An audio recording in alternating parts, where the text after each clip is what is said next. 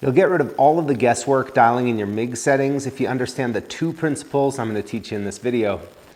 Hey, welcome to the shop. So over and over again, I've helped people with their MIG welds and seen people chase their tails on settings. The two settings that you'll have on about any machine are wire feed speed and voltage. And while this has some synergic settings where you can just set material thickness, I have it on complete manual mode. Now, when I was first trying to figure this out, I was just a 14-year-old kid in my garage trying to restore an old Volkswagen, and I was working with a Miller-Matic 135 that my parents got me for Christmas. Best gift ever, by the way. But I thought that turning up your wire speed just added more material, turning up your voltage just added more heat, and that sent me chasing my tail, and I've seen that pattern with so many people that I've helped. So let me straighten this out. So your wire feed speed does add more material, but it also increases your amperage, and it's the primary driver of putting heat in your weld. So if the primary driver of heat into your material is the wire speed, what's the point of voltage? Well, that corresponds to your arc length, right? How long that arc is. And I know the wire's shorting out over and over again, but the average arc length, and that's what really controls your process and makes it run good. So if you start thinking of wire feed speed in terms of the heat that you're adding and voltage in terms of getting your process to run well, the whole thing becomes a lot easier. Let me show you how to actually do that. So it's a good idea to start with some kind of a baseline, and you can use the chart that comes with your machine, or if you have synergic settings, you start there. Some of those are better than others, but you can also get online and find some weld calculators. I think Miller's weld calculator is one of the best out there. Now, if your machine doesn't read out the wire feed speed on a dial, you can just run wire out of the nozzle for 6 seconds, multiply the length of that wire by 10, and that'll give you your wire feed speed.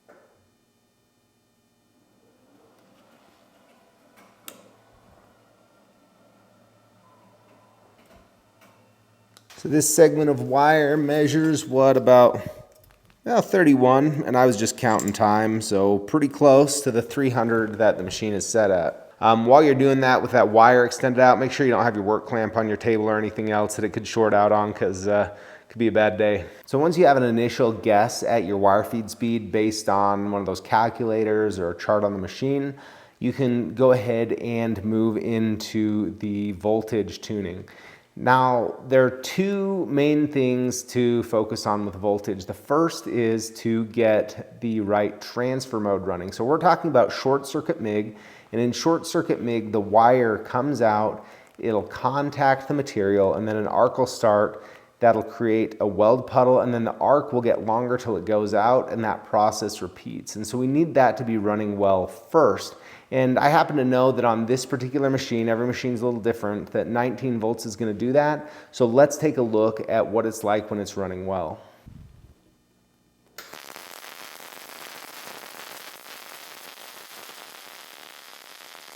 So that ran pretty well right there. One thing to pay attention to while it's running is the sound, because that can tell you a lot about how that short circuit process is running. Now let's take a look at what it's like when the voltage is too low to run an efficient short circuit. So I've turned this down, and what you'll hear is more of a machine gun kind of sound, because that wire will be stubbing out. And remember, voltage has to do with arc length, and so it won't burn back fast enough to be able to keep up. All right, well, I might have gone too far with it, but I think we've all come across this before where you've seen that happening to some extent. Let me go halfway in between here, and you can see where that kind of transitions from being just a mess into something that runs really well.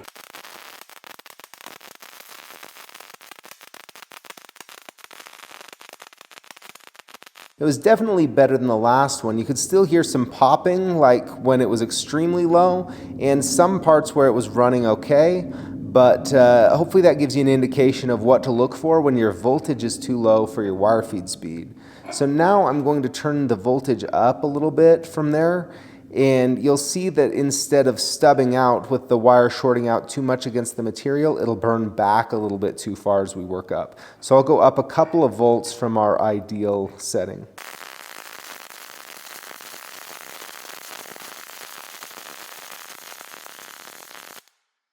So that actually still ran really good. As a matter of fact, I think I like that bead a little bit better. than the previous. So our ideal voltage is going to be probably in between those. Notice a few things though. I was getting a little bit more spatter coming off of it, not much.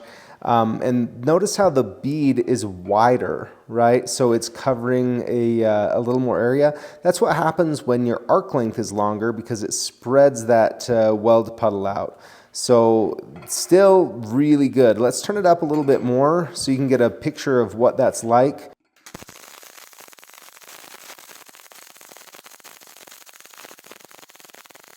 Now that bead doesn't look too bad, but you could hear it burning back and getting close to moving into a globular transfer where the metal comes off in big droplets instead of short circuiting.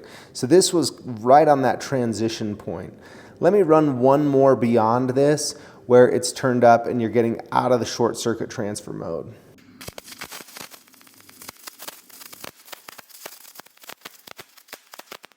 Right here, you can see the bead doesn't look too bad. That was running a pretty good globular transfer, and sometimes you'll want to do that, especially on thicker material if you want to run hot, but generally that's not what most people are looking for when you're dialing in a short circuit MIG. Let's just take a look at this whole experiment.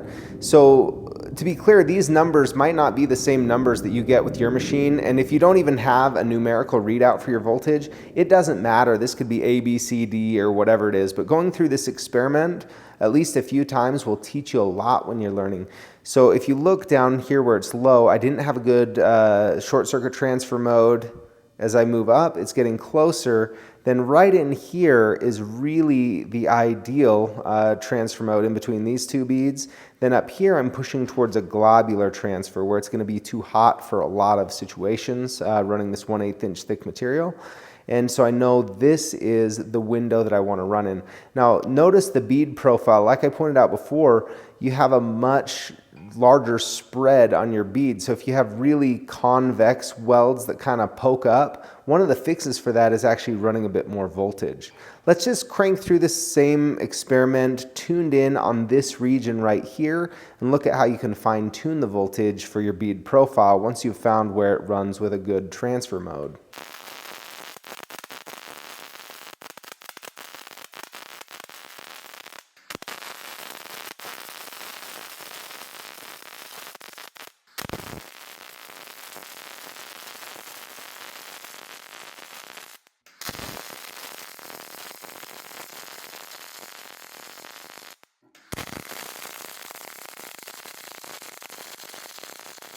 Now in this range where we're running in a good short circuit transfer, it's a pretty broad range we were looking at here.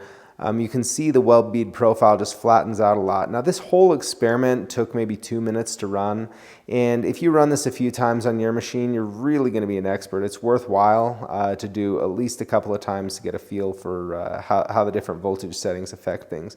Let's see if we can take this 20 volt setting, which I really liked how it ran, I like the weld bead profile, and apply that to a joint and see how that turns out. I'll go ahead and run this twice, once with a push technique and once with a pull technique. Both a push or a drag angle work just fine with short circuit MIG and can give you a good result.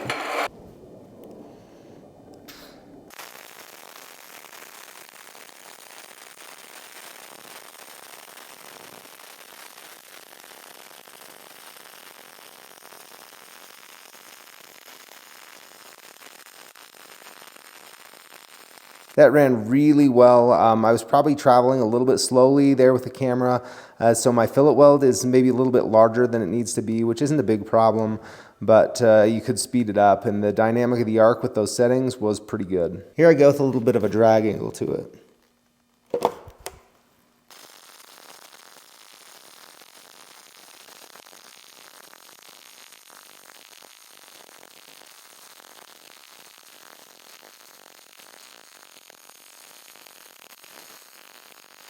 In that case, I was using just a little bit of manipulation to put a few ripples in it. If you really wanted the stack of dimes, you need to turn your wire speed down a bit and run slower, but you can see I still got a good hot result with those settings running really well.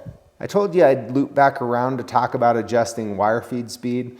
See, you can tune in your voltage to be able to run really well for a given wire feed speed, the right transfer mode, but just not have enough overall heat because you aren't pushing enough wire, enough amperage. Remember, that's what that wire speed does. So let me show you what that's like.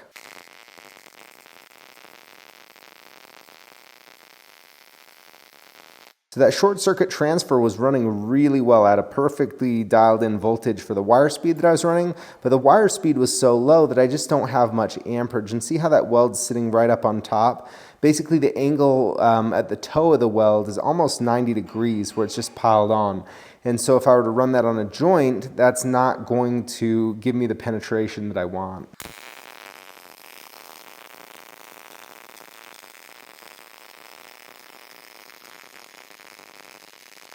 So I got something fairly consistent. It's not like it ran poorly, it just isn't enough amperage, or it isn't the ideal amperage. Is it going to break? Probably not in a lot of situations, but you certainly aren't tied in on the toes like you are when you're running good and hot, like this right there, or like this right here, right? A lot more confidence in a weld like that. And it's really just because I don't have enough amperage. I need some more wire feed speed to pump in there. So I would encourage you to get out in the shop, run this experiment yourself. It'll take a few minutes and you'll learn so much that will help you out. In fact, this is one of the exercises in my online courses.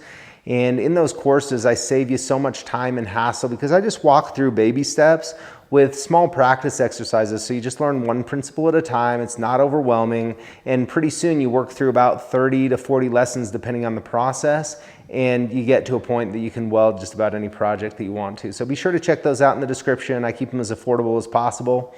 And if you enjoyed this or learned something, I really appreciate it if you let me know by hitting that thumbs up or comment. Let me know that somebody's out there and tell a friend about it. And we'll see you next time.